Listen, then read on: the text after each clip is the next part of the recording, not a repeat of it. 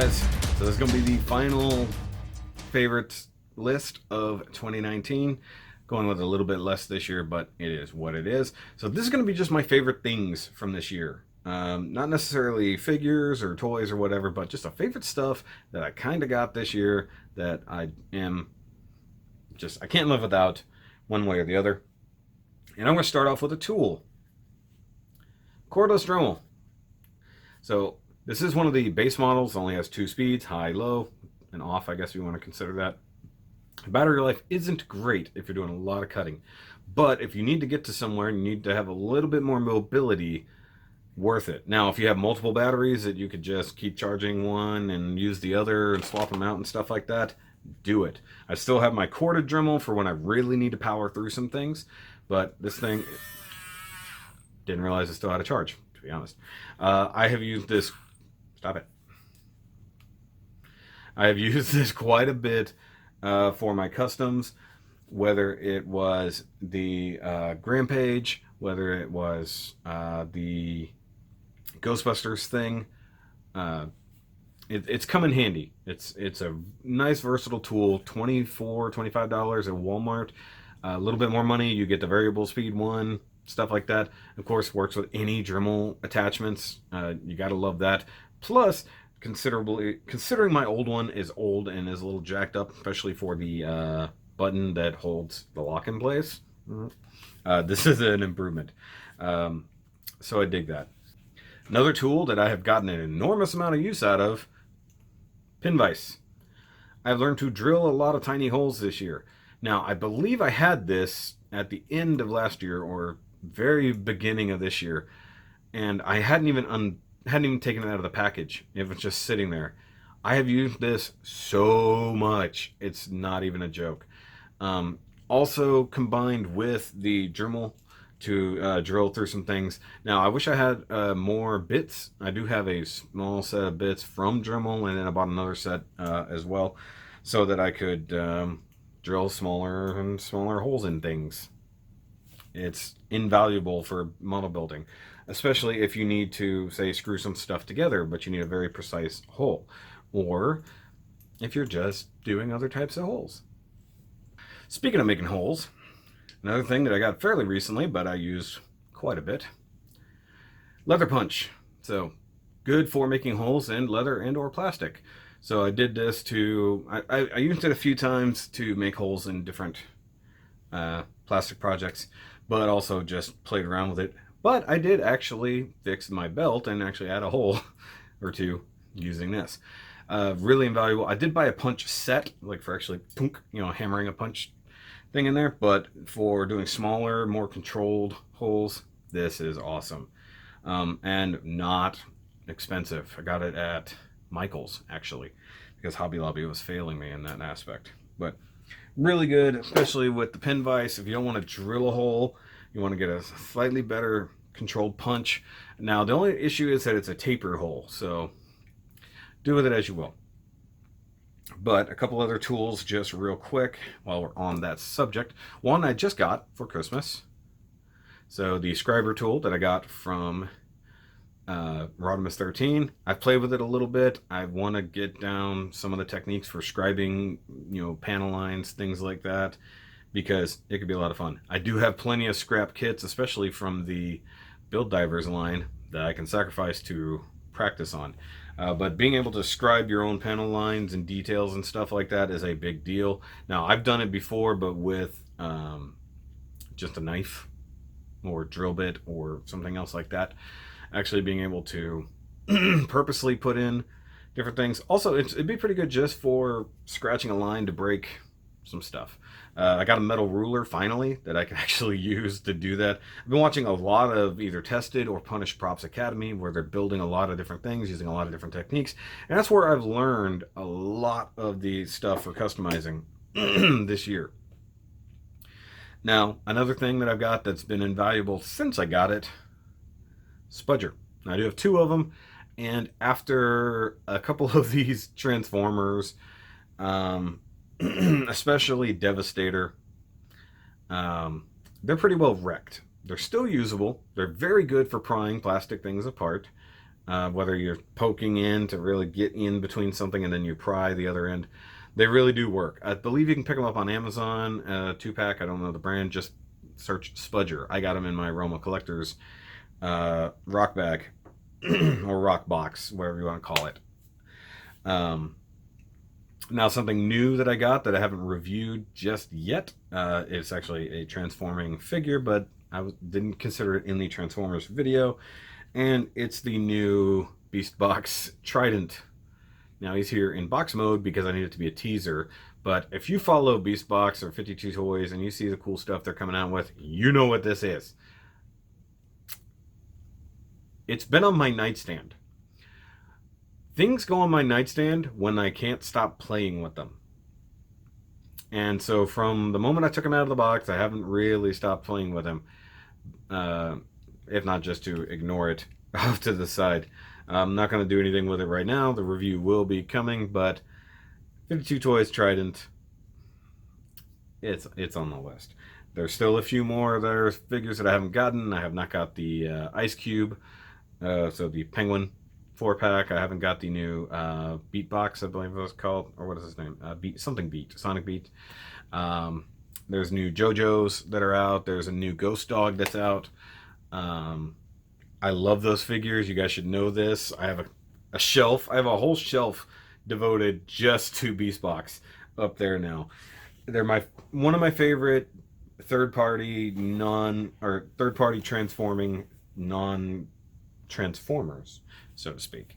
And they will continue to be as long as they put out cool stuff. And I haven't even gotten into like Mega Box, so I haven't gotten into doing like the aliens or any of those things. There's a Getter Robo version. There's other things that just have not been on my radar, so to speak. They're there. I just haven't picked them up. I've just stuck with only these kind of Beast Boxes.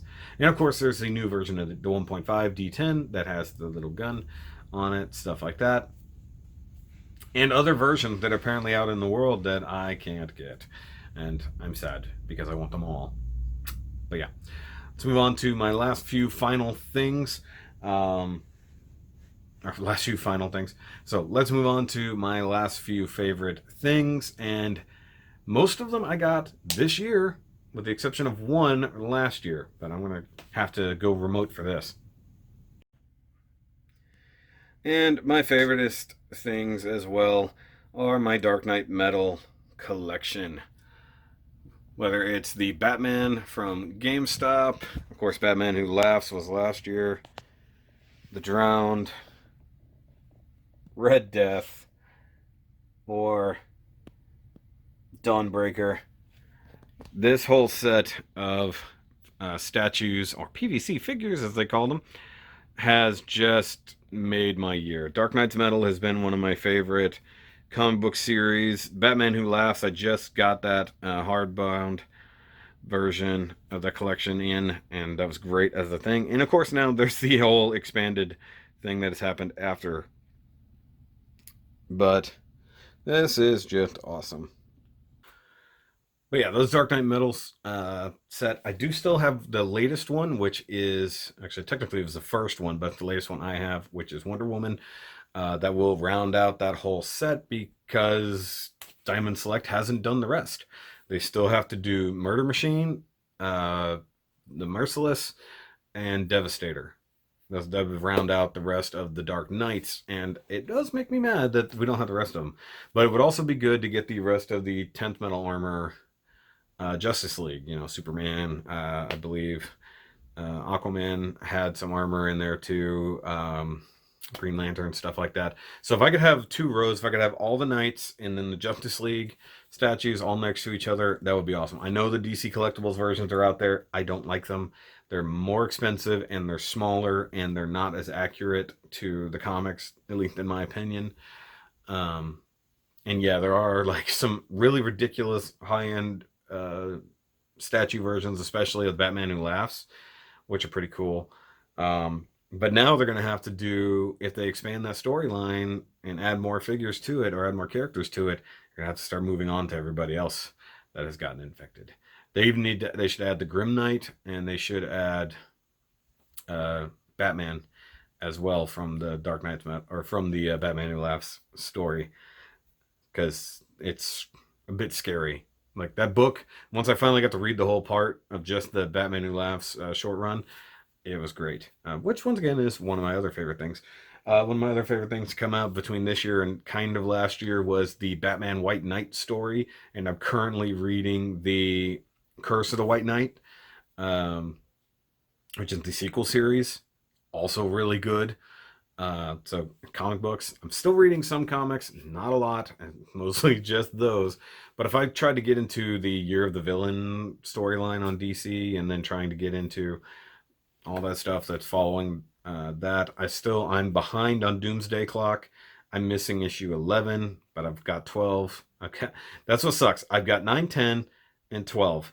I don't have 11 because I missed it last month. So I'm gonna have to find that maybe on mycomicshop.com. One quick thing I forgot as I was doing the video. Turntable. Got the turntable, Mr. Hobby turntable. Battery's getting low, but I've used it a lot in almost every review so far since I've gotten it, and it's fun. I never thought I would be a turntable reviewer, but I've managed to work it in there, and you know, now we have turntable time. So, yay. There's one last thing I wanted to mention as kind of an honorable mention of a new upgrade to the channel. And irony, it's not being used right now. It is my new black background, which at this time is actually a ceiling. The photos I've been able to take, the couple of reviews I've done on it, it's really cool. The only thing is, this sucks, it's like felt. So there's black fuzz on everything. I gotta figure out what I did with the rest of the fabric, because I had that whole other black fabric that I bought for that, and I don't know where it went. My room is kind of a mess. I had to locate 3 of the Gundam kits for the top list. I didn't know where they went. Like, I built them, moved on to the next ones real quick, and I cleaned up the living room, and I couldn't figure out where I put them. Turns out they were right over there in the corner. But that's going to be it for this final thing of 2019. Oh, I just reminded myself of something else that I love of 2019. The Double October 4 logo, along with the Trans Am Double October logo. If you guys missed out on those shirts, sucks to be you, because very few people got them. In fact, one person has a Trans Am Week shirt. One. So if you guys were interested in the design, interested in especially the tour shirt, which is what this is a non-tour shirt if I remember correctly. Yeah, so this is the non-tour version of the Double October 4 shirt. So if you wanted those, you're gonna have to beg for it, and maybe I will hook you up, because not enough people were buying them, so I scrapped them all. I scrapped the Balls for Balls, I scrapped a lot of things. Nobody even bought any of the Christmas shirt. But I've got some new designs I'm kind of working on that are not specifically like me related in particular. But I do also love my Shut Up Coffee Machine shirt. I wear it a lot. I love it. And somebody asked me the other day, why does the coffee machine need to shut up? And I said, because it keeps interrupting my videos. And it hasn't done that in a long time. Haven't not had an in the kitchen video that was interrupted by the coffee machine in a while. So we're going to have to do that. But make sure you go watch all of my favorites or my top lists from 2019. I'll put them all in a playlist. And of course, if there's anything here that I reviewed that needs to be linked, should be linked down below.